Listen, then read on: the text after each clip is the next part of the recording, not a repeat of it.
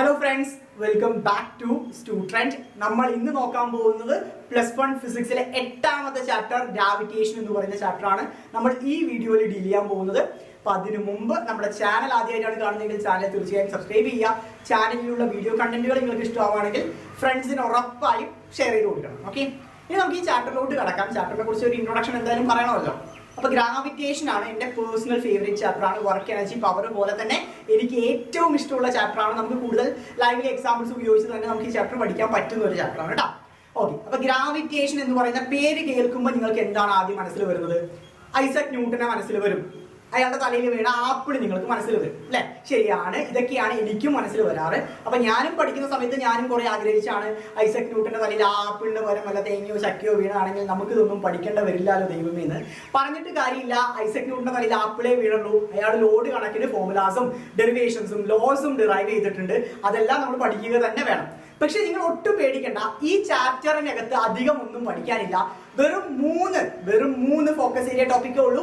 അതിൽ അവസാനത്തെ ഒരെണ്ണം ഉറപ്പായും 110% പരീക്ഷകളിൽ വരുമെന്ന് ഞാൻ നിങ്ങൾക്ക് ഉറപ്പ് തരുന്ന ഒരു ടോപ്പിക്കാണ്. ഡെപ്തിനെയും ഹൈറ്റിനെയും ബേസ് ചെയ്തിട്ട് ആക്സിലറേഷൻ ഡ്യൂ ടു ഗ്രാവിറ്റിക്ക് എന്ത് മാറ്റമാണ് വരിക? സോ അത് അത്രത്തോളം ഉറപ്പാണ്, 110% ഉറപ്പുള്ള ഒരു ചോദ്യമാണ് കേട്ടോ. ശരി, നമുക്ക് ഒന്നേന്ന് തുടങ്ങാം. നമ്മുടെ ഒന്നാമത്തെ ഫോക്കസ് ഏരിയ ടോപ്പിക്കാണ് ബോർഡിനകത്ത് എഴുതിയിരിക്കുന്നത്, യൂണിവേഴ്സൽ ലോ ഓഫ് ഗ്രാവിറ്റേഷൻ. എന്താണ് യൂണിവേഴ്സൽ ലോ ഓഫ് ഗ്രാവിറ്റേഷൻ? ആദ്യം ഞാൻ സ്റ്റേറ്റ് ചെയ്ത് തരാം, അതായത് ഇംഗ്ലീഷിൽ പറഞ്ഞുതരാം. Every particle in the universe attract every other particle with a force. The force is directly proportional to the product of masses and inversely proportional to the square of distance between them.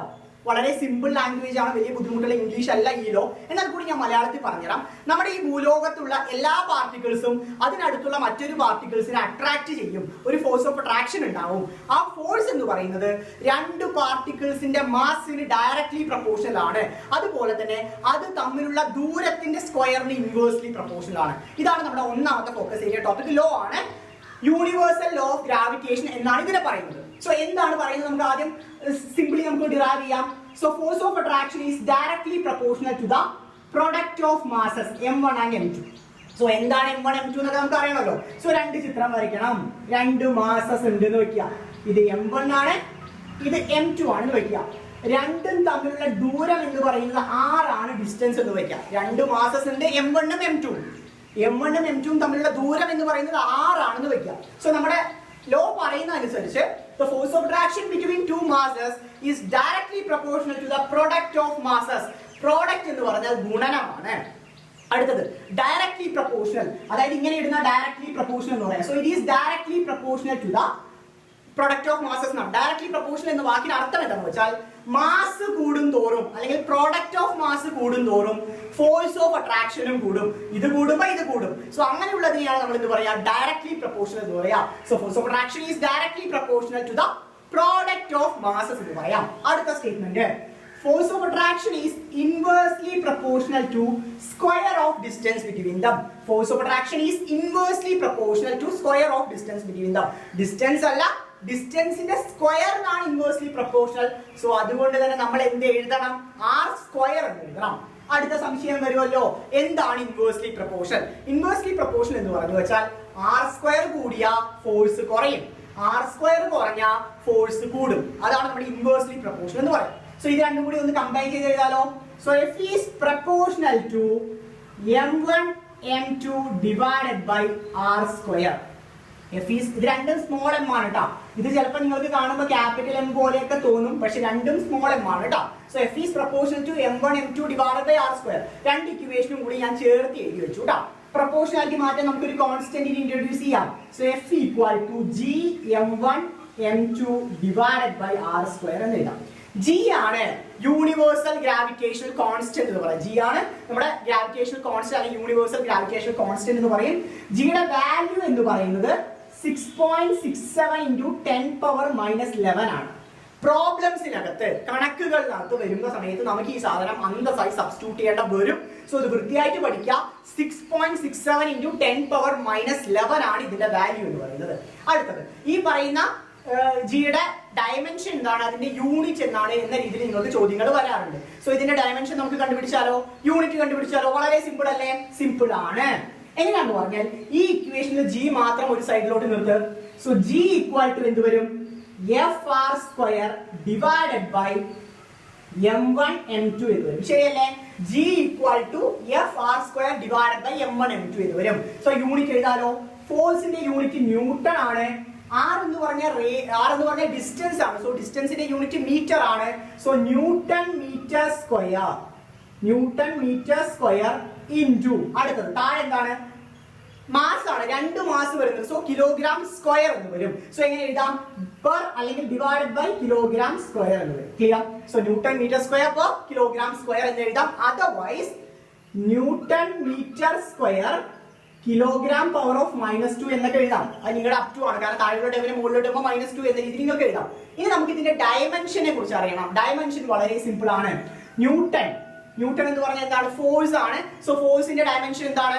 ഫോഴ്സിന്റെ dimension എന്ന് പറഞ്ഞു വെച്ചാൽ ml mass into acceleration. So ml t power of -2 ഇതാണ് ഫോഴ്സിന്റെ dimension. Metre എന്ന് പറഞ്ഞാൽ ഒരു എല്ലും കൂടി ഉണ്ട്. സോ ഒരു എൽ സ്ക്വയർ ടു കിലോഗ്രാം. അടുത്ത താഴെയാണ് കിലോഗ്രാം വരുന്നത്. സോ മാസ് മുകളിലിടുമ്പോൾ m പവർ ഓഫ് -2 എന്ന് വരും. m പവർ ഓഫ് -2 ഒന്നുകൂടി സിംപ്ലിഫൈ ചെയ്യാം. സോ എല്ലും എൽ സ്ക്വയർ കൂടി എൽ ക്യൂബ് ആവും. So ml cube t power of -2. ഇവിടെ എമ്മിന്റെ പവറിൽ ഒരു -2 ഉണ്ട്. സോ ടോട്ടൽ എന്ത് വരും? അതായത് ഞാൻ പറയാം, ഒന്നുകൂടി ശ്രദ്ധിച്ചോളൂ. m പവർ ഓഫ് 1 ഉണ്ട്, m പവർ ഓഫ് -2 ഉണ്ട്. സോ ടോട്ടൽ എന്ത് വരും? m പവർ ഓഫ് -1 എന്ന് വരും. സോ ഇവിടെ m പവർ ഓഫ് -1. സോ ഇതാണ് അതിന്റെ ഡയമെൻഷൻ. ഡയമെൻഷനിൽ ചെറിയൊരു കൺഫ്യൂഷൻ വരാൻ സാധ്യതയുണ്ട്. ഒന്നുകൂടി പറയാം കേട്ടോ. ഫോഴ്സിന്റെ ഡയമെൻഷൻ എന്താണ്? ml t പവർ ഓഫ് -2 ആണ്. മീറ്റർ സ്ക്വയർ അപ്പൊ എൽ സ്ക്വയർ വന്നു. താഴെ എന്താണ്? കിലോഗ്രാം സ്ക്വയർ ആണ്. അതായത് മാസിന്റെ സ്ക്വയർ ആണ്. സോ m പവർ ഓഫ് -2 കാരണം താഴെ ഉള്ളത് കൊണ്ടാണ് നമ്മൾ -2 ഇട്ടിരിക്കുന്നത്. മനസ്സിലാക്കുക കേട്ടോ. Then എൽ സ്ക്വയറും എല്ലും കൂടി ഗുണിച്ചാൽ എൽ ക്യൂബ് എന്ന് വരും. m power of -2 m power of 1 കൂടി ചെയ്തു വെച്ചാൽ m പവർ ഓഫ് -1 എന്ന് വരും. So m power of -1 L cube t power of -2 ആണ് നമ്മുടെ ഈ പറയുന്ന യൂണിവേഴ്സൽ ഗ്രാവിറ്റേഷണൽ കോൺസ്റ്റന്റിന്റെ വാല്യൂ എന്ന് പറയുന്നത്. സോ ലോ മറക്കാതെ പഠിക്കുക. ലോന്റെ ഇക്വേഷൻ പച്ചവെള്ളം പോലെ പഠിക്കുക. അതിന്റെ ഡയമെൻഷനും യൂണിറ്റും വൃത്തിയായിട്ട് തന്നെ പഠിച്ചു വെക്കുക. നമുക്ക് നമ്മുടെ ഈ ചാപ്റ്ററിലുള്ള രണ്ടാമത്തെ ഫോക്കസ് ഏരിയ ടോപ്പിക്കിലോട്ട് കിടക്കാം. അതാണ് acceleration due to gravity on the surface of earth. എർത്തിന്റെ സർഫേസിൽ, ഭൂമിയുടെ ഉപരിതലത്തിൽ ആക്സിലറേഷൻ ഡ്യൂ ടു ഗ്രാവിറ്റിയുടെ വാല്യൂ എത്രയാണെന്നാണ് നമ്മൾ നോക്കാൻ പോകുന്നത് കേട്ടോ. വാല്യൂ അല്ല, അതിന്റെ ഫോർമുലയാണ് ശരിക്കും പ്രോപ്പർലി നമ്മൾ ഡിറൈവ് ചെയ്യാൻ പോകുന്നത്. കാരണം വാല്യൂ നമുക്ക് പണ്ട് മുതൽ അറിയാം. 9.8 മീറ്റർ പെർ സെക്കൻഡ് സ്ക്വയർ ആണ്. നമ്മൾ കുറേ പ്രോബ്ലംസിൽ പഠിച്ച കാര്യമാണ്. സോ ഇവിടെ നമ്മൾ അതിന്റെ ഫോർമുലയാണ് ഡിറൈവ് ചെയ്തെടുക്കാൻ പോകുന്നത് കേട്ടോ. സോ അതിനാവശ്യം ഇനീഷ്യലി നമുക്ക് നമ്മുടെ ഭൂമിയാണ് നമുക്ക് ഇതിനാവശ്യം. സോ എർത്ത് നമ്മളൊരു സ്പെറിക്കൽ ഷേപ്പ് എന്ന് അസ്യൂം ചെയ്യാം. അതിന്റെ റേഡിയസ് ക്യാപിറ്റൽ R ആണെന്ന് എടുക്കുക. അതുപോലെ തന്നെ അതിന്റെ മാസ് ക്യാപിറ്റൽ M ആണെന്ന് എടുക്കാം. ഫൈൻ. സോ ഭൂമി കൺസിഡർ ചെയ്യുന്നു. അതിന്റെ റേഡിയസ് ക്യാപിറ്റൽ R ആണ്, അതിന്റെ മാസ് ക്യാപിറ്റൽ M ആണ് നമ്മൾ അസ്യൂം ചെയ്യാം. ഇതാണ് നമുക്ക് ബേസിക്കലി ആവശ്യം. പിന്നെ നമ്മുടെ യൂണിവേഴ്സൽ ലോ ഓഫ് ഗ്രാവിറ്റേഷൻ എന്താണ്? F equal to G m1 m2 divided by r square. ഇതായിരുന്നു യൂണിവേഴ്സൽ ലോ ഓഫ് ഗ്രാവിറ്റേഷൻ എന്ന് പറയുന്നത്. പക്ഷെ ഇവിടെ നമ്മൾ കൺസിഡർ ചെയ്യാൻ പോകുന്നത് ഈ എർത്തിന്റെ സർഫേസിൽ ഞാൻ ഒരു കല്ല് വെച്ചിട്ടുണ്ട്. സോ ഇവിടെ ഉണ്ടാകുന്ന ഫോഴ്സ് ഓഫ് അട്രാക്ഷൻ ആണ് നോക്കാൻ പോകുന്നത്. അതാണ് ആക്സിലറേഷൻ ഡ്യൂ ടു ഗ്രാവിറ്റി എന്ന് പറയുന്നത്. ക്ലിയർ? സോ ഇവിടെയുള്ള ഫോഴ്സ് ഓഫ് അട്രാക്ഷൻ ആണ് നമ്മൾ കൺസിഡർ ചെയ്യാൻ പോകുന്നത്. സോ അപ്പൊ നമുക്ക് ഏത് തരത്തിൽ കൺസിഡർ ചെയ്യാം? So F equal to force of attraction equal to G എന്ന് പറയുന്നതിന് ഒരു മാറ്റവുമില്ല. m1 എന്ന് പറയുന്നത് മാസ് ഓഫ് ദ എർത്ത് ആയിട്ട് എടുക്കാം. m1 is taken as mass of the earth. So നമുക്ക് എന്തെടുക്കാം? ക്യാപിറ്റൽ M ആയിട്ട് എടുക്കാം. m1 ന് പകരം ക്യാപിറ്റൽ M എന്ന് പറഞ്ഞാൽ മാസ് ഓഫ് എർത്ത് ആണ്. എർത്തിന്റെ മാസ് ആണ് ക്യാപിറ്റൽ M എന്ന് പറയുന്നത്. ക്ലിയർ അല്ലേ? m2 എന്ന് പറഞ്ഞാൽ അനദർ പാർട്ടിക്കിൾ അല്ലെങ്കിൽ അനദർ ബോഡി ആണ്. അപ്പൊ എർത്തിന്റെ ഉപരിതലത്തിലുള്ള ഈ കല്ലിനെ നമുക്ക് എന്തായിട്ട് എടുക്കാം? m2 ആയിട്ട് എടുക്കാം. സോ അതിനെ സ്മോൾ m ആയിട്ട് എടുക്കാം. ഓക്കെ. ഈ ഭൂമിയുടെ മാസ് എന്ന് പറയുന്ന ക്യാപിറ്റൽ എമ്മും ഇതിന്റെ മുകളിലുള്ള കല്ല് എന്ന് പറയുന്നത് സ്മോൾ m ആയിട്ട് നമ്മൾ എടുക്കുകയാണ്. So Gm divided by small r എന്ന് പറയുന്നത് നമ്മുടെ ഡിസ്റ്റൻസ് ആണ്. സോ എർത്തിന്റെ സെന്റർ മുതൽ ആ പാർട്ടിക്കിൾ അല്ലെങ്കിൽ ആ ഒബ്ജക്റ്റ് വരെയുള്ള ഡിസ്റ്റൻസ് എത്രയാണ്? ക്യാപിറ്റൽ R ആണ്. So capital R square. Clear അല്ലേ? വളരെ സിമ്പിൾ ആയിട്ട് നമ്മുടെ യൂണിവേഴ്സൽ ലോ ഓഫ് ഗ്രാവിറ്റേഷനെ നമുക്ക് ആവശ്യമുള്ള രൂപത്തിലോട്ട് നമ്മൾ മാറ്റിയിരിക്കും. അടുത്ത കാര്യം, ഈ force of attraction due to ഗ്രാവിറ്റിക്ക് മറ്റൊരു ഇക്വേഷൻ കൂടി നിങ്ങൾക്ക് അറിയാമായിരിക്കും. F equal to mg. നമ്മൾ ആ ലോസ് ഓഫ് മോഷനിൽ വെയിറ്റ് താഴോട്ടാണ് ആക്ട് ചെയ്യുക എന്ന രീതിയിലൊക്കെ പഠിച്ചിട്ടുണ്ട്. Same way so force of attraction due to gravity എന്ന് പറയുന്നതിന് മറ്റൊരു ഇക്വേഷൻ കൂടി ഉണ്ട്. F equal to mg. രണ്ടും കൂടി നമുക്ക് അങ്ങ് ഇക്വേറ്റ് ചെയ്താലോ? രണ്ടും കൂടി നമുക്ക് അങ്ങ് ഇക്വേറ്റ് ചെയ്യാം. So m divided by r square equal to mg എന്ന് എഴുതാം. gmm divided by r square equal to mg എന്ന് എഴുതാം. സോ ഇവിടെ ഒരു സ്മോൾ എം ഉണ്ട്, ഇവിടെ ഒരു സ്മോൾ എം ഉണ്ട്. സ്മോൾ എമ്മിനെയും ഞാൻ കട്ട് ചെയ്ത് മാറ്റി. ചെറിയ രണ്ട് എമ്മിനെ ഞാൻ കട്ട് ചെയ്ത് മാറ്റി. അതായത് ഈ പറയുന്ന ഒബ്ജക്റ്റിന്റെ മാസിനെ ഞാൻ ഇവിടെ നിന്ന് എലിമിനേറ്റ് ചെയ്ത് കളഞ്ഞു. ബാക്കി എന്ത് മാത്രമേ ഉള്ളൂ? Acceleration due to gravity g equal to gm divided by r square. gm divided by r square. ഇതാണ് നമ്മുടെ ഫൈനൽ ആൻസർ. ഇതാണ് നിങ്ങൾക്ക് പരീക്ഷകളിൽ ചോദിക്കാം. അടുത്തത് വരാനുള്ള ഫോക്കസ് ഏരിയ ടോപ്പിക് ഇതിനെ ബേസ് ചെയ്തിട്ടാണുള്ളത്. സോ അത്രത്തോളം ഇമ്പോർട്ടന്റ് ആണ്. ഇനി അടുത്ത കാര്യം, ജിയുടെ വാല്യൂ എത്രയാണ്? 9.8 മീറ്റർ പെർ സെക്കൻഡ് സ്ക്വയർ. മറക്കരുത് കേട്ടോ. ജിയുടെ വാല്യൂ ഇമ്പോർട്ടന്റ് ആണ്. ജിന്റെ ഫോർമുല ഇമ്പോർട്ടന്റ്. വളരെ സിമ്പിൾ ആയ സെക്കൻഡ് ഫോക്കസ് ഏരിയ ടോപ്പിക് നമ്മൾ കവർ ചെയ്ത് കഴിഞ്ഞു. നമ്മളുടെ മൂന്നാമത്തെ ഫോക്കസ് ഏരിയ ടോപ്പിക് ആണ് ബോർഡിനകത്ത് എഴുതിയിരിക്കുന്നത്. അതായത് ആക്സിലറേഷൻ ഡ്യൂ ടു ഗ്രാവിറ്റിക്ക് ഉയരം കൂടുന്ന സമയത്ത് എന്ത് സംഭവിക്കുന്നു, അടുത്തത് ഡെപ്ത് കൂടുന്ന സമയത്ത് എന്ത് സംഭവിക്കുന്നു എന്നാണ്. സോ ഫസ്റ്റ് കണ്ടീഷൻ എന്ന് പറയുന്നത് ഹൈറ്റ് ഓർ ആൾട്ടിറ്റ്യൂഡിനനുസരിച്ച് ആക്സിലറേഷൻ ഡ്യൂ ടു ഗ്രാവിറ്റിക്ക് എന്ത് സംഭവിക്കുന്നു എന്നാണ് നമ്മൾ നോക്കാൻ പോകുന്നത്. നമ്മൾ ലാലേട്ടൻ പറയുന്ന പോലെ ഉയരം കൂടുന്തോറും ചായക്ക് സ്വാദ് കൂടുന്നതായിരിക്കും. പക്ഷെ ആക്സിലറേഷൻ ഡ്യൂ ടു ഗ്രാവിറ്റിക്ക് ഉയരം കൂടുമ്പോൾ എന്ത് സംഭവിക്കും എന്നാണ് നമ്മൾ നോക്കാൻ പോകുന്നത് കേട്ടോ. ഫൈൻ. സോ അതിനു വേണ്ടി നമ്മൾ ആദ്യം എന്ത് കൺസിഡർ ചെയ്യണം? ഭൂമി കൺസിഡർ ചെയ്യണം. ഭൂമിയാണ് ഇത്. കാണുമ്പോൾ ഭൂമി പോലെ ഉണ്ടാവില്ല, എന്നാലും ഭൂമിയാണെന്ന് വിചാരിക്കാം. സ്പെറിക്കൽ ആണ് ഷേപ്പ് എന്ന് അസ്യൂം ചെയ്യാം. റേഡിയസ് ക്യാപിറ്റൽ R ആണെന്ന് വിചാരിക്കാം.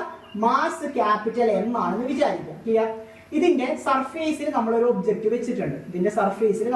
വെച്ചിട്ടുണ്ട്. സോ ഈ കണ്ടീഷനിലുള്ള ആക്സിലറേഷൻ ഡ്യൂ ടു ഗ്രാവിറ്റിയുടെ വാല്യൂ നമ്മൾ ഓൾറെഡി പഠിച്ചില്ലേ? G equal to gm divided by r square. നമ്മൾ ഓൾറെഡി പഠിച്ച കണ്ടീഷൻ ആയിരുന്നു ഇത്. ഇതാണ് കഴിഞ്ഞ ഫോക്കസ് ഏരിയ ടോപ്പിക്കിൽ നമ്മൾ നോക്കിയത്. അതായത് ആക്സിലറേഷൻ ഡ്യൂ ടു ഗ്രാവിറ്റി കണ്ടുപിടിച്ചായിരുന്നു. അതായത് എർത്തിന്റെ സർഫേസിൽ ഒരു ഒബ്ജക്റ്റ് ഉണ്ടാവുന്ന സമയത്ത്. നെക്സ്റ്റ് കണ്ടീഷൻ, ഇവിടെ നമ്മൾ ഹൈറ്റ് ഉണ്ടാവുന്ന സമയത്ത് അല്ലെങ്കിൽ ഉയരം കൂടുന്ന സമയത്ത് ആക്സിലറേഷൻ ഡ്യൂ ടു ഗ്രാവിറ്റിക്ക് എന്ത് മാറ്റമാണ് സംഭവിക്കുക എന്നാണ് നമ്മൾ നോക്കാൻ പോകുന്നത്. സോ അതേ ഭൂമി ഞാൻ വീണ്ടും വരയ്ക്കുന്നുണ്ട്. അതേ റേഡിയസ് R നോട്ട് ചെയ്തു. അതേ മാസ് M ആണ്. പക്ഷെ നമ്മുടെ ഒബ്ജക്റ്റ് കുറച്ച് ഹൈറ്റിലാണ് ഉള്ളത്. സോ ഈ ഉയരം എന്ന് പറയുന്നത് h ആണ്. സ്മോൾ ലെറ്റർ h ആണ്. അതായത് എർത്തിന്റെ സർഫേസിൽ നിന്ന് ഒബ്ജക്റ്റിലോട്ടുള്ള ഉയരം എത്രയാണ്? സ്മോൾ ലെറ്റർ h ആണ്. മുൻപിൽ എർത്തിന്റെ സർഫേസിൽ തന്നെയായിരുന്നു ഒബ്ജക്റ്റ് ഉണ്ടായിരുന്നത്. പക്ഷെ ഇപ്പൊ അവിടെയല്ല, ഇപ്പൊ കുറച്ച് ഹൈറ്റിലാണ് ഒബ്ജക്റ്റ് എന്ന് വിചാരിക്കാം. സോ എർത്തിന്റെ സർഫേസിൽ നിന്ന് ആ ഒബ്ജക്റ്റിലോട്ടുള്ള ഉയരം അല്ലെങ്കിൽ ഹൈറ്റ് എന്ന് പറയുന്നത് സ്മോൾ ലെറ്റർ h ആണ്. ഇക്വേഷൻ മാറ്റി എഴുതാം. So g dash, second condition, g dash equal to gm divided by r plus h whole square എന്നാവും. gm divided by r plus h whole square എന്ന രീതിയിൽ നമുക്ക് എന്ത് ചെയ്യാം? ഇക്വേഷനെ നമുക്ക് മാറ്റി എഴുതാൻ വേണ്ടി പറ്റും. വൃത്തിയായിട്ട് മനസ്സിലാക്കാം. ദെൻ നമുക്ക് ഈ പറയുന്ന രണ്ട് ഇക്വേഷനും കൂടി ഡിവൈഡ് ചെയ്താലോ? രണ്ട് ഇക്വേഷനും കൂടി നമുക്ക് ഡിവൈഡ് ചെയ്യാം. ഇവിടെ എങ്ങനെ r plus h വന്നത് മനസ്സിലായോ? ഇവിടെ ആദ്യം r മാത്രം ഉണ്ടായിരുന്നു. ഇവിടെ ഉയരം കൂടി വന്നപ്പോൾ r plus h whole square ആയി. So g dash divided by g equal to രണ്ടും കൂടി ഡിവൈഡ് ചെയ്യാം. So gm divided by r plus h whole square divided by gm divided by r square. Clear ആയി? വൃത്തിയായിട്ട് മനസ്സിലായി വിചാരിക്കുന്നു. രണ്ടും നമ്മൾ ഞാൻ സിമ്പിൾ ആയിട്ട് ഡിവൈഡ് ചെയ്തു.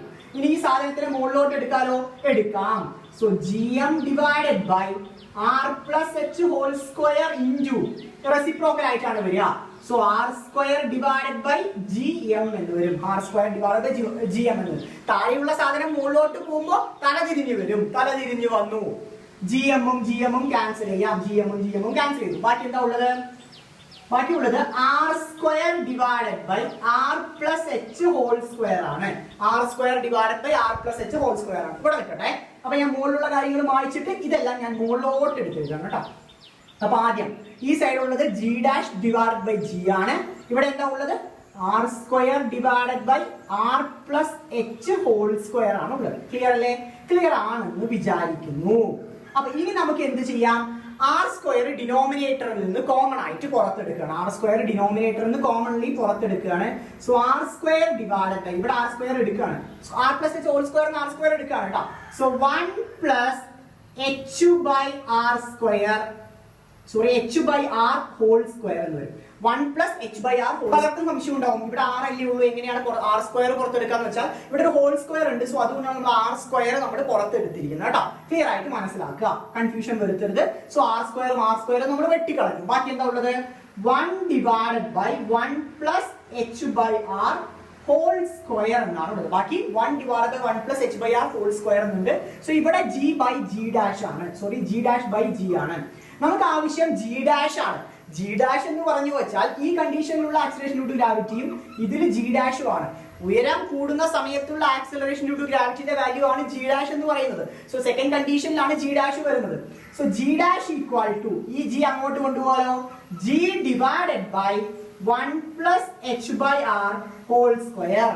G divided by 1 plus H by R whole square എന്ന് വരും. ക്ലിയർ അല്ലേ? സോ ഇത് നമുക്ക് ഒരു പണി കൂടി ചെയ്യാലോ. ഇതിനടുത്ത് ന്യൂമറേറ്ററിൽ കൊണ്ടുവരികയാണ്. So equal to G into 1 plus H by R whole power of -2 എന്ന് വരും. 1 plus H by R whole power of -2 എന്ന് വരും. 1 plus H by R whole power of -2 എന്ന രീതിയിൽ വരും. ക്ലിയർ? നെക്സ്റ്റ് സ്റ്റെപ്പിൽ എന്ത് ചെയ്യാം?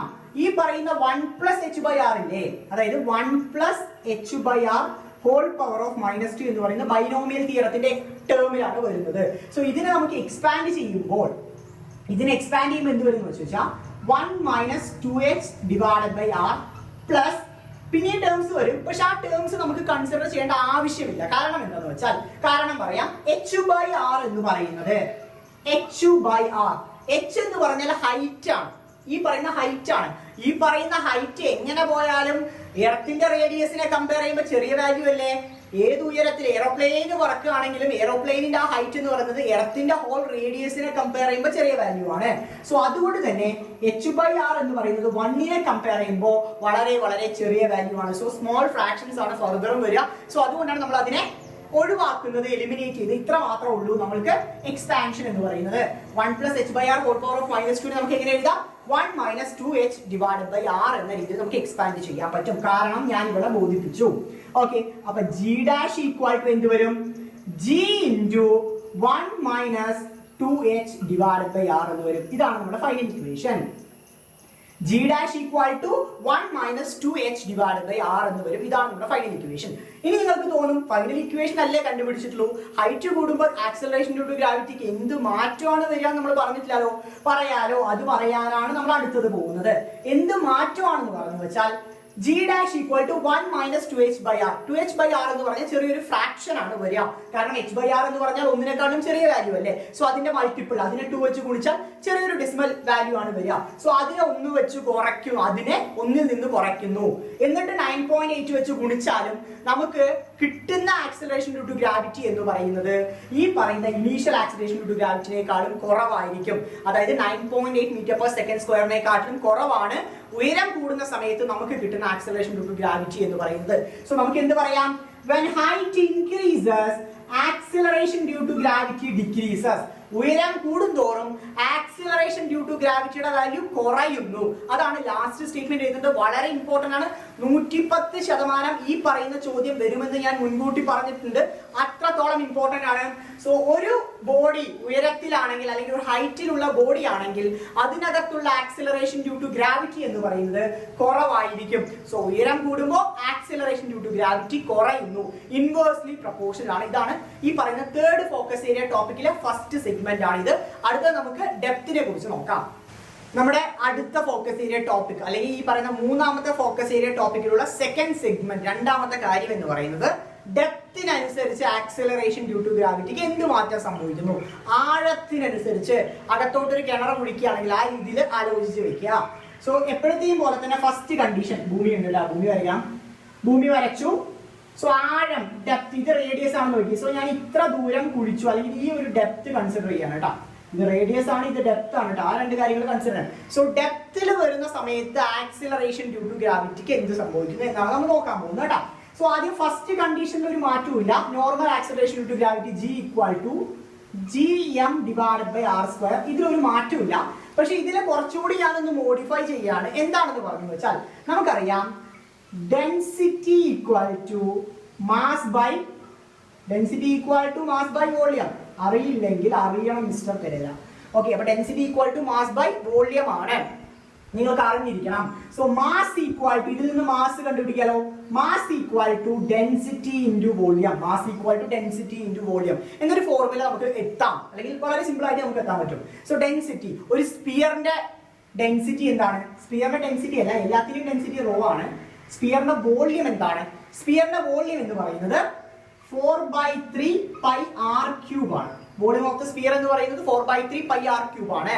സോ ഇവിടെയും നമ്മൾ അതേ വോളിയം എടുത്തു, ഡെൻസിറ്റി നമ്മൾ റോ ആയിട്ട് കൊടുത്തു. സോ മാസിന് പകരം എന്ത് സബ്സ്റ്റിറ്റ്യൂട്ട് ചെയ്യാം? Rho into 4/3 pi R cube എന്ന് സബ്സ്റ്റിറ്റ്യൂട്ട് ചെയ്യാം. So G equal to G M, എമ്മിന് പകരം rho into 4/3 pi R cube. Equation number 1 clear അല്ലേ? ഡിവൈഡഡ് ബൈ, ആ കാര്യം കൂടി എഴുതണം, ഡിവൈഡഡ് ബൈ ആർ സ്ക്വയർ എന്ന രീതിയിൽ നമുക്ക് എഴുതാം. ഡിവൈഡഡ് ബൈ ആർ സ്ക്വയർ എന്ന രീതിയിൽ എഴുതി. ഇതാണ് നമ്മുടെ ഇക്വേഷൻ നമ്പർ 1, നമ്മുടെ ഒന്നാമത്തെ ഇക്വേഷൻ, നമ്മുടെ ഫസ്റ്റ് ഇക്വേഷൻ. ഇതിനെ നമുക്ക് ഒന്നുകൂടി മോഡിഫൈ ചെയ്യാലോ. ഇതിൽ എന്ത് മാറ്റം നമുക്ക് വരുത്താം? ഇനീഷ്യലി ആർ സ്ക്വയറും ആർ ക്യൂബും വെട്ടിക്കളയാം. So G equal to G rho into 4/3 pi R എന്ന് വരും. ജി റോ ഇൻറ്റു, ഇത് റോ ആണ്, ഡെൻസിറ്റി ആണ്, കുടക്കമ്പി പോലെ ഞാൻ വരച്ചിട്ടുണ്ട്. റോ ഇൻറ്റു 4/3 പൈ ആർ എന്ന് വരും. ഇക്വേഷൻ നമ്പർ 2 ക്ലിയർ അല്ലേ? ഇത് വൃത്തിയായിട്ട് മനസ്സിലാക്കി വെക്കുക കേട്ടോ. അടുത്ത കാര്യം, രണ്ടാമത്തെ കാര്യമാണ് നമ്മൾ ഈ പറയുന്ന ഡെപ്ത് കൺസിഡർ ചെയ്യുന്ന, ആഴത്തിൽ കൺസിഡർ ചെയ്യുന്ന കണ്ടീഷൻ. സോ അതിന് ജി ഡാഷ് എന്ന് എടുത്തു. So G dash equal to ആറിന് പകരം എന്ത് എഴുതാം? ആർ മൈനസ് ഡി എന്ന രീതിയിൽ മാറ്റി എഴുതാം, വേറെ വ്യത്യാസമില്ല. G rho into 4/3 pi R minus D, അതായത് റേഡിയസിൽ നിന്ന് ഡെപ്ത് നമ്മൾ മൈനസ് ചെയ്യണം, കാരണം ഇത്ര ദൂരം താഴോട്ടല്ലേ വരുന്നത്, ഡെപ്ത് ആണ് വരുന്നത്. ഉയരത്തിലോട്ട് വരുമ്പോൾ ആർ പ്ലസ് എച്ച് എന്ന് കൊടുത്തു, താഴോട്ട് വരുമ്പോൾ ആർ മൈനസ് ഡി എന്ന് കൊടുക്കണം. അപ്പൊ നമുക്ക് രണ്ട് ഇക്വേഷൻസ് കിട്ടി, 2ഉം 3ഉം. സോ അടുത്ത നമ്മൾ ചെയ്യാൻ പോകുന്ന equation 3 divided by equation 2, 3 divided by 2 ആണ് ചെയ്യാൻ പോകുന്നത്. സോ എന്ത് വരും? Equal to G dash divided by G എന്ന് വരും. G dash divided by G എന്ന് വരും. ജി ഡാഷ് എന്താണ്? G rho 4/3 pi into R minus D divided by, താഴെ എന്താണുള്ളത്? 0 4/3 പൈ ഇൻറ്റു ആർ. ഇതാണ് രണ്ട് ഇക്വേഷൻസ്. രണ്ടും കൂടി നമ്മൾ ഡിവൈഡ് ചെയ്യാണ്. ഏതൊക്കെയാണ് കോമൺ ടേംസ്? ക്യാൻസൽ ആയി പോവാ, ഏകദേശം എല്ലാ ടേംസും ക്യാൻസൽ ആയി പോകില്ലേ? എല്ലാ ടേംസും നമുക്ക് ക്യാൻസൽ ചെയ്യാം. ബാക്കിയുള്ള എന്താ ഉള്ളത്? G dash divided by G equal to R minus D divided by R എന്നാണ് വരിക. R minus D divided by R എന്നാണ് വരിക. ക്ലിയർ അല്ലേ? ക്ലിയർ ആണെന്ന് വിചാരിക്കുന്നു. സോ നമുക്ക് എന്ത് ചെയ്യാം? നെക്സ്റ്റ് നമ്മൾ ഈ ആറിനെ ന്യൂമറേറ്റർ ഒന്ന് കോമൺലി പുറത്തെടുക്കാം. So G dash divided by G equal to R പുറത്തെടുത്താൽ ആർ ഉള്ള സ്ഥാനത്ത് 1 വരും. So 1 minus D by R divided by R എന്ന് വരും. ക്ലിയർ അല്ലേ? കാരണം ഡിയിൽ നിന്ന് ആർ പുറത്തെടുക്കാൻ പറ്റില്ല. സോ ഡി ബൈ ആർ എന്ന രീതിയിൽ വരും. So R into 1 minus D by R divided by R. വെട്ടിക്കളയാലോ? വെട്ടിക്കളഞ്ഞു. So equal to 1 minus D by R എന്ന് വരും. 1 മൈനസ് ഡി ബൈ ആർ എന്ന് വരും. സോ ഇതിന് നമുക്ക് ഒന്നുകൂടി നല്ല ചന്തത്തിൽ എഴുതാം. സോ എന്താണ് എഴുതാൻ പറ്റുക നോക്കാം. നെക്സ്റ്റ് വൺ, ജി ഡാഷിനെ മാത്രം ഇവിടെ നിർത്തി. So G dash equal to G into 1 minus D by R. G dash equal to G into 1 minus D by R. ഇവിടെയും മുൻപിലത്തെ പോലെ തന്നെയാണ്. നമ്മുടെ ഡെപ്ത് എന്ന് പറയുന്നത് എങ്ങനെ പോയാലും എർത്തിന്റെ റേഡിയസിനുമായിട്ട് ഈക്വൽ ആവില്ല. സോ അതുകൊണ്ട് തന്നെ ഡി ബൈ ആർ എന്ന് പറയുന്നത് എങ്ങനെ പോയാലും ഒന്നിനേക്കാളും ചെറുതായിരിക്കും. ഡി ബൈ ആർ എന്ന് പറയുന്നത് എങ്ങനെ പോയാലും ഒന്നിനേക്കാളും ചെറുതായിരിക്കും. ഈ കണ്ടീഷൻ ഏറ്റവും ഇമ്പോർട്ടന്റ് ആണ്. കഴിഞ്ഞതിലും ഞാൻ ഇതുപോലൊരു കണ്ടീഷൻ പറഞ്ഞിരുന്നു. സോ അതും ഇമ്പോർട്ടന്റ് ആണ്. സോ അതുകൊണ്ട് തന്നെ നമുക്ക് എന്ത് പറയാൻ വേണ്ടി പറ്റും? അതുകൊണ്ട് തന്നെ ഇതാണ് ഫൈനൽ ഇക്വേഷൻ. അതുകൊണ്ട് തന്നെ നമുക്ക് എന്ത് പറയാൻ വേണ്ടി പറ്റും? നമ്മുടെ ഡെപ്ത് കൂടുന്തോറും when depth increases acceleration due to gravity decreases. Depth കൂടുമ്പോഴും ആക്സിലറേഷൻ ഡ്യൂ ടു ഗ്രാവിറ്റി കുറയുന്നു. മുൻപിലത്തെ കണ്ടീഷൻ ഹൈറ്റ് കൂടുമ്പോഴും ആക്സിലറേഷൻ ഡ്യൂ ടു ഗ്രാവിറ്റി കുറയുന്നു. സോ ഈ രണ്ട് കാര്യങ്ങൾ വിത്ത് ഡെറിവേഷൻ പ്രോപ്പർ ആയിട്ട് പഠിച്ചു വെക്കുക. ഉറപ്പായും ഈ ചാപ്റ്ററിൽ നിന്ന് ഈ ചോദ്യം വന്നിരിക്കും. അപ്പോ നമ്മുടെ ഈ ചാപ്റ്റർ കഴിഞ്ഞിരിക്കുന്നു. നിങ്ങൾക്ക് ഇനി എന്തെങ്കിലും സംശയം ഉണ്ടെങ്കിൽ കമന്റ് ബോക്സിൽ അറിയിക്കാം. വാട്സ്ആപ്പ് നമ്പർ പ്രൊവൈഡഡ് ആണ്. നിങ്ങൾക്ക് ഏത് തരത്തിൽ വേണമെങ്കിലും ഞങ്ങളെ കോൺടാക്ട് ചെയ്യാവുന്നതാണ്. വീഡിയോ മനസ്സിലാവുന്നുണ്ട്, ഇഷ്ടമാവുകയാണെങ്കിൽ ഫ്രണ്ട്സിന് ഷെയർ ചെയ്ത് കൊടുക്കുക. നിങ്ങളുടെ ക്ലാസ് ഗ്രൂപ്പിലൊക്കെ ഒന്ന് ഷെയർ ചെയ്ത് കൊടുക്കുക കേട്ടോ. ഓക്കെ, അപ്പോൾ thank you so much for watching this video.